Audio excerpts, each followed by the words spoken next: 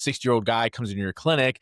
He's got a total testosterone of 962. Holy smokes, Bob, you're doing amazing. And he says, but Nico, my wiener doesn't work. I'm tired. I'm gaining weight. I don't have any more muscle. And if you were to only have checked a free testosterone, and that is typically derived by, again, we can calculate that. Smart enough to do that on my own. I use an online free testosterone calculator. There's a free one by the University of Belgium, put one out a long time ago, and it still works perfectly to this day, where you literally can plug in your total testosterone. It'll give you an average of your albumin, which is another protein that also binds up some of the total testosterone. And more or less, you're kind of subtracting that, so to speak, from your SHBG. We're saying, okay, of all the testosterone you have stored up inside you, let's say it's 962. Well, if your sex hormone binding globulin, which maybe from a optimal standpoint should be, let's just say 25 to 35 as a male, and it's 162, that means that all of that testosterone that you have, all 962, the vast majority of it is bound up. So that sex hormone binding globulin, it's holding it hostage. You're listening to the Lifestyle Medicine Podcast with Dr. Ivan Rusilko, brought to you by Access Labs, where we explore new perspectives at the forefront of personalized healthcare. All right, guys, welcome to the Lifestyle Medicine Podcast. I'm Dr. Ivan Rusilko, and we're brought to you by Access Medical Labs. If your doctor's not checking labs, he's not a doctor. And today we got a treat for you. We got Nico with us. He's kind of a rock star. I got to say, he's the guy who teaches doctors how to actually make money and actually help their patients at the same time. So I can't be more honored to have him here as a board certified nurse practitioner. He's done a lot of really cool work. So we're going to jump right into it. And Nico, how are you doing on this rainy Miami afternoon over here? I'm doing great. Believe it or not, it's a sunny and beautiful day here in Cincinnati, Ohio. It's usually rainy and gray and humid and hell on earth here. So we're doing just fine. I hear you. I actually grew up in Pennsylvania, near Erie, Pennsylvania. So I've been to Ohio many times in my life. So I hear you on that one, man. Well, hey, thank you so much for stopping by today, dude. I truly appreciate it. It's a pleasure. Thanks for having me, man. Heck yeah. So first and foremost, you came up with such a unique concept. It's called the HRT University. I don't know if you did that with kind of a fun little, little jingle there, you know what I mean? But no, I definitely love the concept. So can you kind of hit how you are actually expanding doctors, not only practices, but minds, with how you're teaching them to not only,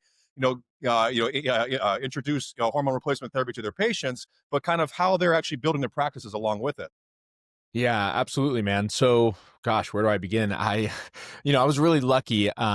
Growing up, my grandfather is a retired physician. I spent my whole life, I felt like, around medicine. He told me don't freaking go to med school, so I didn't.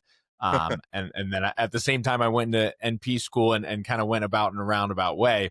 But I was really fortunate in the sense that I knew I didn't want to do the conventional stuff. I knew it felt outdated and old, and the insurance model, I didn't like any of it. So I was really fortunate to find a lot of great mentors in my local Cincinnati area who were functional med. And I mean, they were considered total quacks 10, 15 years ago. And now they're like, the tables geniuses. have turned, right? Yes, my God. The tables have turned. They're total geniuses. Everybody wants to see them finally making great money. Again, I kind of stumbled into this world in many ways, and hormones always stood out to me as like, man, I've never seen anything so safe and effective and something that moves the needle in such a tremendous way. You bring up such a good concept with the safety of it. And, back in medical school, NP school, anywhere you learned about medicine, you'd always hear hormones. It'd be like an absolute no, but no, that's dangerous. Don't talk about it. And now it's kind of the forefront. And I love how you've kind of turned HRT therapy into primary care. Yeah, that's exactly right. I mean, one of the things I've been trying to, maybe I'll try to coin this someday, but I've been saying, HRT isn't fringe, it's foundational. And once we kind of get that through our thick heads, all of a sudden this whole universe opens up in terms of, oh my gosh, when I don't care what specialty, neurology, orthopedics, family med, hormones should always be the star and center of attention in many ways. No, for sure. So again, obviously, this is obviously brought to you by Access Medical, which I think personally for me, I've been doing this for about 15 years now, and I've gone through so many different laboratories, and I find that the foundation of not only medicine but especially hormonal therapy, it has to start with actual diagnostic testing, and not just diagnostic testing the basics like testosterone and estrogen. I mean, you have to get super in depth. We're talking about like the all the different extrinsic aspects of like iron panels and things like that that actually kind of influence how hormones work. So now I'm curious. I always like to figure out every healthcare practitioner I talk to, what are your go-to lab testing for when it comes to hormones? Gosh, that's a great question. I like to be, well, I got a functional bent to me, so forgive me if my lab panels feel extensive, but, I'm a big fan of test don't guess and test heavy if we have to. I'm a little bit sick of I'm not bashing NAMs in particular, but like, I don't enjoy the idea of, hey, we'll just guess that, of course, you're menopause, post-menopause, of course you're tired, your testosterone and estradiol and progesterone are zero and blah, blah, blah. We can restore those. And okay, I'll give credit where credit's due. Of course, that makes sense. But how do we also not know that they're not suffering from severe iron deficiency? Or how do we not know that Exactly, maybe their man. thyroid is jacked up, right? So again, we come to this conclusion that yes, hormones are important, but so is everything else. And we still have to have this very holistic, you know, worldview around patient-centered care. No, for sure, for sure. So I mean, so you sit down, say I'm a new patient, I'm in Cincinnati, I roll in, I'm obviously a Bengals fan, so the whole concept is, what are you going to test for me? I'm 41 years old. Let's say I feel okay. I'd like better mental clarity, sexual therapy, and sleep. Do you have a specific panel you do no matter what? Is there a protocol for the HRT That's a great, University, great. or is that a Yeah, situation you go with it? absolutely. Absolutely. I'd say at a bare minimum for a male that you just described to me, total and free testosterone, or at the very least a total testosterone and an SHBG, and I will calculate the free testosterone at the very least. I find that to be really So could you critical. hold on? So could you But yeah. explain to everybody listening, how do you actually calculate that? Because a lot of physicians would be like, what, first and foremost, what the HSBBT, whatever he said, you know what I mean? So I'm very We'll curious. get Can you into it. expand on that? Yeah. Okay. So first and foremost, when I'm talking about SHBG, I mean sex hormone binding globulin, which is a little tiny protein that every single one of us produces, and copious amounts of it, generally speaking. I like an SHBG because a sex hormone binding globulin is really going to help us to clarify and potentially even identify just how much freely circulating testosterone is. So I always use this analogy with my patients and my providers, frankly. I think of total testosterone as how much gas is in the tank of your car. Could be a full tank, it could be a half a tank. At the end of the day, so long as you have even just a little bit of gas in the tank of the car, that's well and good. When I turn the key over, I start the ignition, I ask people what actually starts that engine right off the bat. Is it the gas that's in the tank of the car, or do you think it's the gas that's sitting in the engine and the pistons, right? And of Exactly. course, everybody will typically say, "Oh yeah, the gas in the engine," and I say, "Okay, that's the free testosterone." I'm gonna have to Right? steal that. That's That is, pretty good. I love it because it makes the most sense to me in terms of like we shouldn't rely so heavily on total testosterone. Unfortunately, again, conventionally speaking, that's if you are lucky enough to have anybody check a total testosterone as a provider, they will check a total. Ivan, I'm sure you've seen this 1,000 times. 60-year-old guy comes into your clinic. He's got a total testosterone of 962. Holy smokes, Bob, you're doing amazing. And he says, but Nico, my wiener doesn't work. I'm tired. I'm gaining weight. I don't have any more muscle. And if you were to only have checked a free testosterone, and that is typically derived by, again, we See, can yeah. calculate that. I am by no means smart enough to do that on my own. I use an online free testosterone calculator. There are many.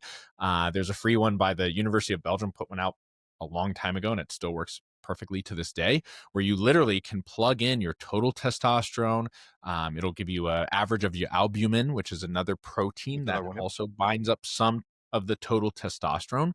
And more or less, you're kind of subtracting that, so to speak, from your SHBG or sex hormone binding globulin. So we're saying, okay, of all the testosterone you have stored up inside you, let's say it's 962. Well, if your sex hormone binding globulin, which maybe from a optimal standpoint should be, let's just say 25 to 35 as a male, and it's 162, that means that all of that testosterone that you have, all 962, the vast majority of it is bound up. So that Exactly. sex hormone binding globulin, it's holding it hostage. So you might have a free testosterone of 5. And if you know anything about free testosterone, that is quite low. And we would expect to see all the symptoms of low testosterone. So I think those just alone are like worth their weight in gold when we're looking for testosterone in a male like that. And then again, just to kind of carry over, I'm looking at DHEA, again, another lonely and forgotten male hormone. At least we call it an Redheaded androgen, stepchild, it right? seems, yeah. Yeah, the ugly stepchild, especially as men get into their 45, 50-year-old stage of life, we're going to see that start to drop pretty precipitously.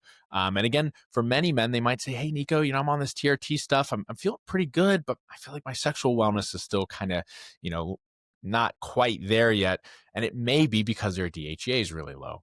And so again, I think that as far as like a male androgen panel goes, some people feel really, really, really well. There's a lot of controversy around checking estradiol for men.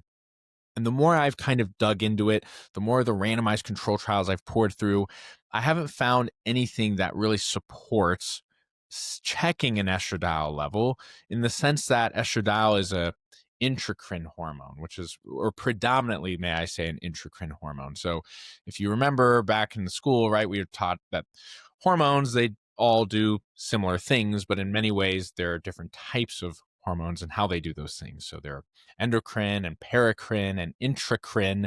Estradiol is predominantly, especially in men, a intracrine hormone. So a serum value of estradiol is not always necessarily reflective of what is happening on the inside of that human male's body.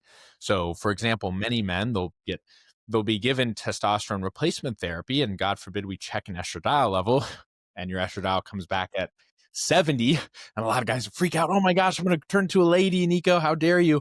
And I would say, well, wait a second. How are you feeling? Oh, Nico, I feel amazing. It's the best I've ever felt my entire life. And I'll say, well, fantastic. Good for you.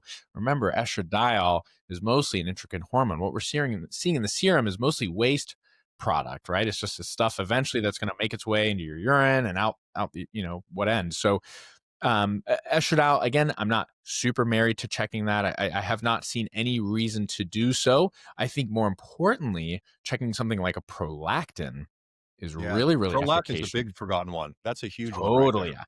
yeah, totally. Especially when we hear, again, a men will say, "Oh, Nico, I started taking testosterone replacement therapy, and again, maybe my erection is really terrible all of a sudden."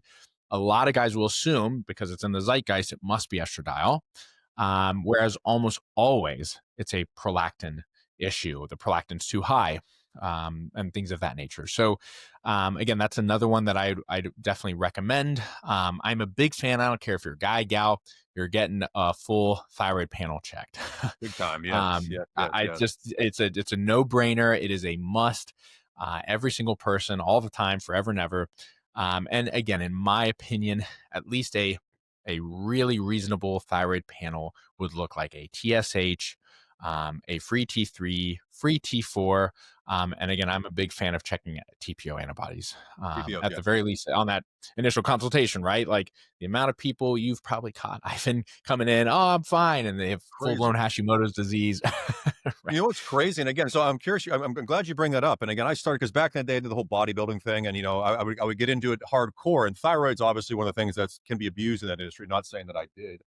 But back in the day, it's a whole new me. But one of the biggest things that we found is reverse T3. And a lot of people don't really understand the actual function of reverse T3, because, you can pretty much tell somebody who has, hypo. I mean, they come in like, that's a hypothyroid patient, yet you check everything, everything you just mentioned, all of a sudden they're like, maybe not, and if you add that one thing, and again, unfortunately, checking reverse T3 can be a little bit more expensive. But the problem is you might have just now found hypothyroid in some that might have had that since they were 10, 15, 20, 30, 40 years old, whatever it could be. And now you just change the entire thing, because now they're considered a hypothyroid patient. And now you start giving things like T3 and whatever to kind of fix it. And you've kind of changed the life. So do you deal a lot with T3 or? I do. I mean, It's a fair question. I'm not. It's another one. It's kind of like estradiol. I was kind of fishing around. What is the meaning of checking a reverse T3? Is it all that impactful? What I found was that, and my functional medicine providers were married to reverse T3. It is quite helpful, in fact, if you're giving T4. Correct. Right, but Yep. I don't Convert. give just T4. I Oh yeah. prefer I hope giving not. Yeah. a desiccated thyroid extract, or so a MP thyroid or Armour thyroid, a combination of T3 and T4. What I found is that, again, even going through the literature, reverse T3 can be, again, caused by a myriad of things: Numerous. stress, illness, sickness, metabolic dysfunction, age. So all of a sudden, it became obvious that, this is interesting. It's expensive. It a lot It of is. times was enough to where it was pushing my patients away from getting these labs. And I'm saying, look, at the end of the day, I'm not changing the way I'm practicing or Treat. prescribing for this patient or treating them, right? So I'd much rather check in my opinion, a free T3 is really like the creme de la creme. Yes, it And, is. and I of course, completely agree. symptoms. I Yeah. completely agree on that one. Now, so there's also a lot of, again, unfortunately, and maybe fortunately, but more unfortunately, social media now has kind of dictated wellness medicine, and it's every Tom, Dick, and Fair. Harry influencer who's just like, oh, I just picked up a book and now I'm an influencer and whatever.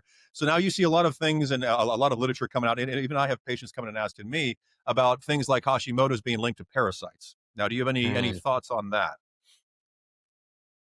Boy, that's Well, I do have plenty trust of me, thoughts on I that. get it. So I might as well bring it to you. I love getting I have other opinions. tons of I you know, I agree with you, Ivan. I think in the social media sphere, all of a sudden it goes through cycles. It's for, several months it's mold, and then it transitions over to parasites, and then from parasites we go to heavy metals for a little while, and then maybe it comes back to mold.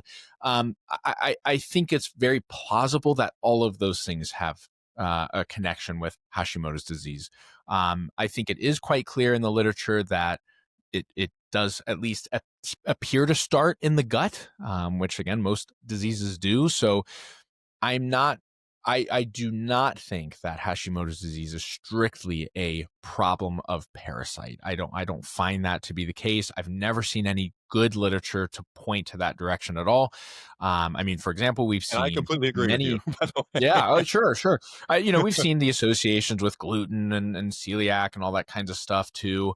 And I think again, it is a autoimmune-like disease. If not, we could say it's completely autoimmune. Most autoimmune starts in the gut, so fair enough. And I, in fact, in my course, I'm a big fan of saying, hey, we really need to be paying attention to that. If it is a gut issue, we should be doing maybe some gut testing, or particularly even considering just adding some gut healthy things like colostrum and maybe low dose naltrexone and different things like that. No, yeah, I think that's great. No, it really is. And I think gut health is something that's really overlooked. You know what I mean? It's not as glamorous, you know what I mean? But people don't realize It's not sexy. you exactly. We were once nothing but a cell with a mouth, you know what I mean? Like, so I mean, that's kind of the first brain I always like to joke about. And also Amen. when it comes to this one too, a lot of physicians that I talk to, and again, even when you're talking to AI and stuff, everybody leaves out IGF-1. So what are your thoughts on Mm, IGF-1 testing? And its yeah, relevance, especially all the peptides out now today, like Sermorelin, CJC, Tesamorelin, all these other things. I like IGF-1. I do. I think, it's interesting. I remember when I first started working with my mentors way back in the day, we were still using growth hormone. So if that tells you maybe how old I'm now getting, and it was like pennies on the dollar at one point. Now it's $1 bazillion. But when we got to finally get to these amazing peptides, the Sermorelin, all that stuff, I just think I think an IGF-1 is a no brainer. And I would caveat that a little bit with, especially for males and females over the age of say 45, 50. I think checking an IGF-1 for a 20-year-old is, I don't know, it's a little overkill in my humble opinion. Sure, it could be low, but if I were to like stratify or try to be really cautious about who I'm checking that for, at the very least, Sure. I'm going to look for those men and women who likely are seeing the, tail end of their growth hormone Somatopause, and yeah, for whatnot. sure. Yeah, absolutely. Yeah, no, so yeah, super, super. Again, like I always like to kind of correlate it as well. I mean, I love taking cortisol, DHEA, and IGF, which kind of gives you in my opinion, again, I'd love to hear yours, kind of a bastardized version or a kind of a synopsis of how somebody's sleeping. Because if they come in, Ooh, well IGF is said. bottomed out, as well as cortisol's high, DHEA's high, and or low. So I mean, they could be in adrenal stress or adrenal fatigue. I kind of sit there, and it's funny. You can sit there and be like, "Oh, IGF is bottom third, cortisol is this. How's your sleep?" I was like, kind of got you on that one. You know what I mean? So I'm curious. Do you see that correlation too, or That's such a, I love that point. Absolutely. It's funny. Cortisol is another one of those ones. I do check it. It's quite rare that I'll check it, but I do check it. I always think of cortisol at this point as like, oh, look, this is a very downstream thing. I'm going to assume that if you're not sleeping well and you feel like crap and blah, blah, blah, your cortisol is probably jacked up. exactly? Whereas again, DHEA is so far upstream, same with IGF-1 or at least the, growth hormones and whatnot, the anabolics, that if I'm looking at stress hormone versus anti-stress hormone, I'm usually going to assume that if you're feeling a certain way, probably your stress hormones are through the roof and your anti-stress hormones are down in the dumps. Exactly. So I love that trio, and I love the way you look at that, especially with sleep. I think that's fascinating. That's a People great don't point. realize sleep is the most complex thing we do. You know what I mean? Like, you can go out there and you have sex or like play sports or whatever. That's A to B. There's so many Amen. cycles and sleeps and stages and hurts and this, that, and the other. And I always sit Yeah, there and tell yeah. people it takes about 35 to 45 minutes to get into delta sleep. And if your dog moves, your partner, has flatulence or something weird, I mean, like you're waking up, you miss that entire delta sleep cycle, your IGF starts to suffer from it. Yeah, and Ivan, it's funny, and anytime I've ever prescribed Sermorelin, of course, you always have that one guy who's like, Nico, I don't understand. I thought I was going to have a 6-pack in 3 hours and, look like the Hulk. And I'll say, well, that's not really how that works. Remember this. But they always say, but I'll tell you what, I'm sleeping like a rock. Very I'm true. like, And again, that's my right. favorite thing. I love it so much. I actually went and I kind of cornered Doctor Sleep. It's one of the products we have here, Yeah, and it's absolutely. super unique. I'd actually like your take on this one. So the actual formula I kind of created was a mix of CJC, ipamorelin, sermorelin, and then what I actually mixed into it as well. So this is a sublingual troche 5 times a week. It's going to be tadalafil and actually oxytocin. Reason I'm using both of those I is because love it. oxytocin helps with the alpha stage of sleep, and then a lot of Yes. people don't realize when it comes to the actual people having to get up and pee and all that kind of stuff, you take tadalafil, small dose, I'm talking 1.5 milligrams. It enables your body to kind of not have to get up that one extra time to pee. So the amount of delta sleep you get, it actually induces more delta sleep, let alone the sermorelin, the CJC, nipramorelin. I mean, you're getting some of the best sleep in the world. I think 3 nights of sleep is better than any medication you could ever get. God, I love that. Can I steal that? I'm just kidding. Please do. That's a I great, want everybody what a sleeping good. formula. I love that. That's such a good formula. I really, Right, and really again, it like that. works. And again, if you can give somebody Super sleep, clever. I sit there and think, I mean, every hormone benefits from it. And that's why I think for me, Absolutely. IGF-1 testing is probably not only business-wise, it's a very lucrative thing to Mhm. find, but Sure. when it comes to actual, getting patients to concentrate on sleep. Yeah, I want to have, like you said, a 6-pack, better sex, but oh, how's your sleep? Why sleep like good luck getting any of that. You know what I Yeah. mean? Good Like, and luck like you losing said, weight. Good people can luck. come in. Right. No, Right. it's so true. Amen. So I'm glad we share the same sentiment on how important sleep is. Mhm. That's great. But one more, and again, this is always a unique one. I always like to ask about. What are your thoughts on progesterone testing in men? I love, well, first of all, I love progesterone for men. I think it's fantastic.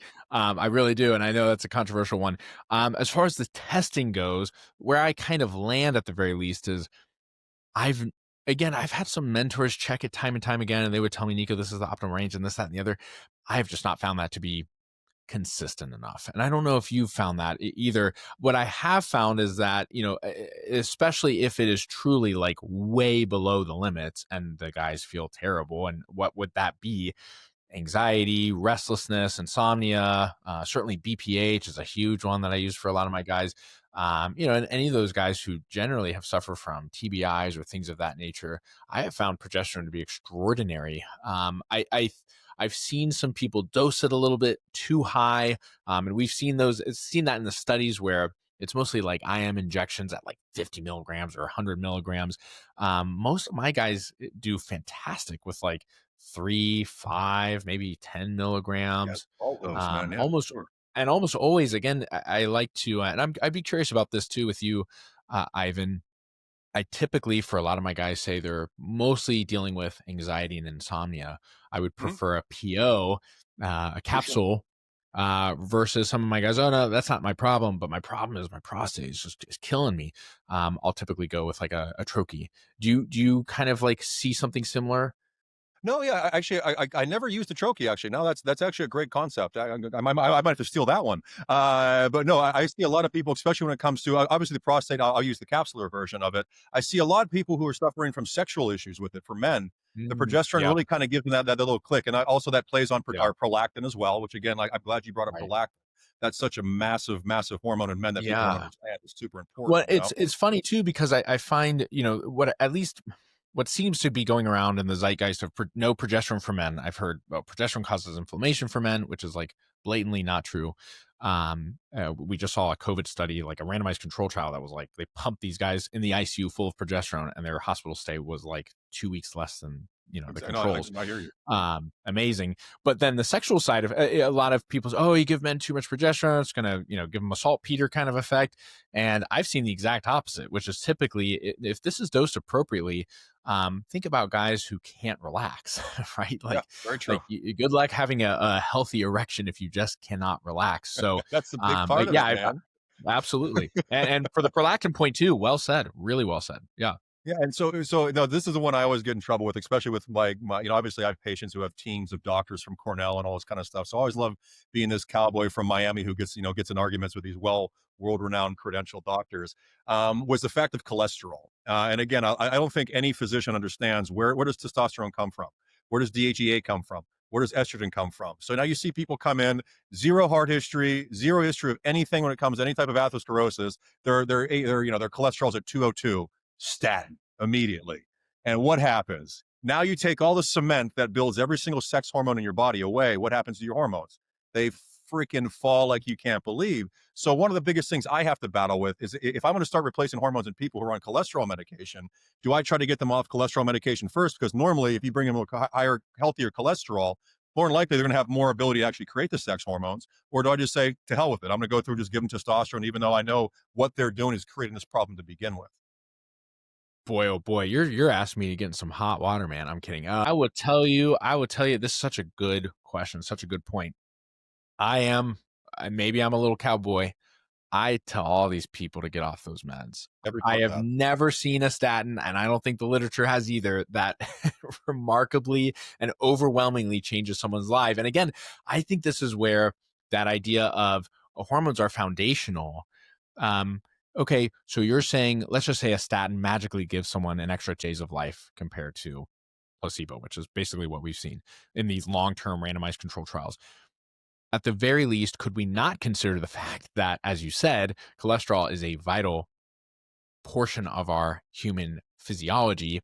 Everywhere. And perhaps it is the loss of hormones that is leading to myocardial infarction risk, atherosclerosis. I'm almost thinking like, wait a second. I know where you guys are heading, which is like, we have to do something about heart disease. The problem is you went in the direction of let's patent something and make money versus let's just use the things that we're missing, bioidentical hormones, and see what happens. And we have gone that way. And what we see is a decreased risk in all-cause mortality. Exactly. Go figure, right? And it's always, I love getting arguments with AI. That's my favorite thing. Even though I'm building an AI, I love getting arguments with it. So I always love to bring up the point is, cholesterol is just doing its thing. It's floating through your veins. It's being fine. There's no issues with it. The whole aspect of when cholesterol becomes dangerous is what? When the tuna intima has a nick in it, has some type of damage to it. And what do you think the number one cause of that tuna intima damaging is? High sugar. So the whole aspect is, do we treat high sugar for heart disease, or do we worry about cholesterol, which is responsible for 25% of your brain's weight, every cell membrane in your body, all of your sex hormones, hell, even vitamin D starts out as cholesterol. So we have this whole focus on being like cholesterol bad, sugar good, and it's just the most asinine, mismanaged, or I would say diabolical thing I think Big Pharma's ever done. It's $1 trillion industry. And now you see all these physicians coming out and just being like, you've got to be on a statin. I went to Yale. I'm like, it's coming to almost to the point where the more credentialed a physician is, the less I actually believe them. You know what I mean? Like, so that means you're more dogmatic, right? Yeah, exactly. Exactly. Right. It's insane. It's just like, why? The common sense is not common anymore in medicine, except in the wellness industry. Yeah, agreed.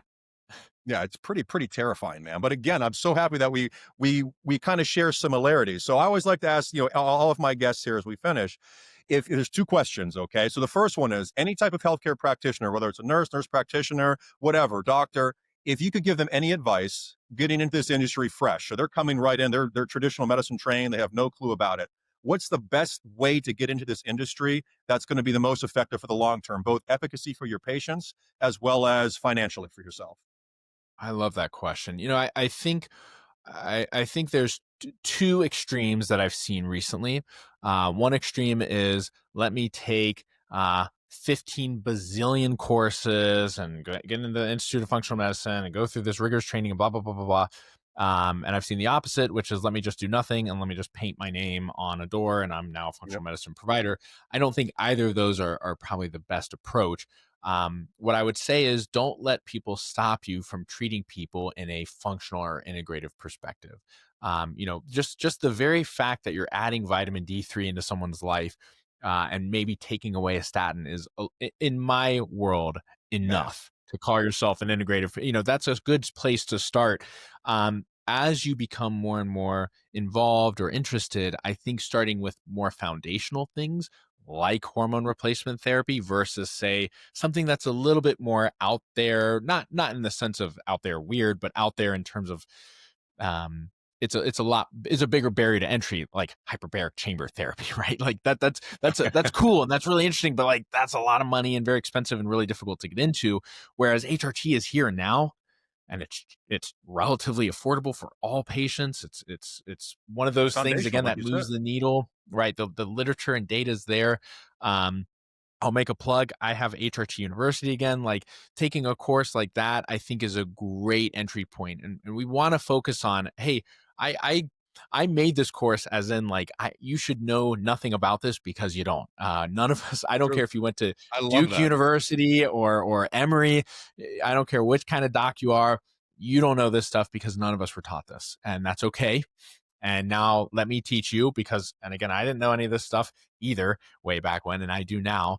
And I just want to help guide you and hopefully even include a lot of that functional stuff. I have a very heavy focus in that course. So when we're talking about thyroid, I talk about gut health. It's not just here's hypothyroidism, here's the numbers you look at. Great protocol. Again, it's more than just a protocol. Principles over protocols is kind of the name of the game, right? I love that. You got some good one-liners here, my man. All right, second question. If I'm a patient who's now, I've been through the whole factory-based version of what traditional medicine is, and I'm like, screw it, I'm going to jump into the actual wellness industry. How as me as a patient, what should I be looking for in a practitioner to kind of make sure I'm not jumping down some just as devious and horrible route? Yeah, I love that question too. And I'll speak to this the same extremes again. Just because someone is more and more and more credentialed does not inherently make them special. That being said, I'm not a huge fan of the quote unquote TikTok health coaches of the world who are like 0% credentialed. So I think there must be a fine balance. I think it is very reasonable to suggest that you see a licensed medical provider at the very least. I think that, even though you and I both know our conventional training, probably only 10% of it was like really all that helpful. It does give us a little, I think I'm being generous. It does give us maybe just a hint of, we kind of know what we're talking about. And we did see some things in school that do still carry over to today. And maybe from there, looking for some accredited type of, and again, it doesn't have to be HRT University. It could be any course or curriculum or whatever that this person has taken. Do they have years of experience there? And then frankly, as simple as this sounds, a good Google review. Like these are real people leaving real responses. I think medicine, I always say this, even in terms of the business side of things, we're still a word of mouth industry. You can have all kinds of flashy stuff and interesting whatevers and a really pretty office, but at the end of the day, if you're a good provider, it's probably because you're changing people's lives and hopefully for the better. And hopefully you're seeing that in some more organic way, not just a provider telling you they're the best. Word of mouth. I think that's the best way to go about it. So heck yeah, man. Well, Nico, thank you so much. It's been an absolute treat having you on here, man. Again, HRT University, check them out. Again, this is the Lifestyle Medicine Podcast brought to you by Access Medical. Check us out on Spotify, on Apple. Send a pigeon. You'll find us somewhere, but it's been an absolute treat having you, my man. And again, I definitely look forward to definitely using some of the information you gave us today, man. Thank you so much. Ivan, you're a legend. Seriously, thank you very much for having me as well. Rock and roll, my man. Have a good one. Thanks for joining us today on the Lifestyle Medicine Podcast. At Access Labs, every innovation we pursue is driven by one bold purpose: making personalized medicine more practical and accessible for patients and providers. If this episode sparked new ideas or challenged how you think about patient care, awesome. Follow the show and share it with a colleague who's ready to level up their practice. Head over to our website at accesslabs.com and register your practitioner account today. You'll get access to over 1,000 routine and advanced biomarkers with 24-hour results.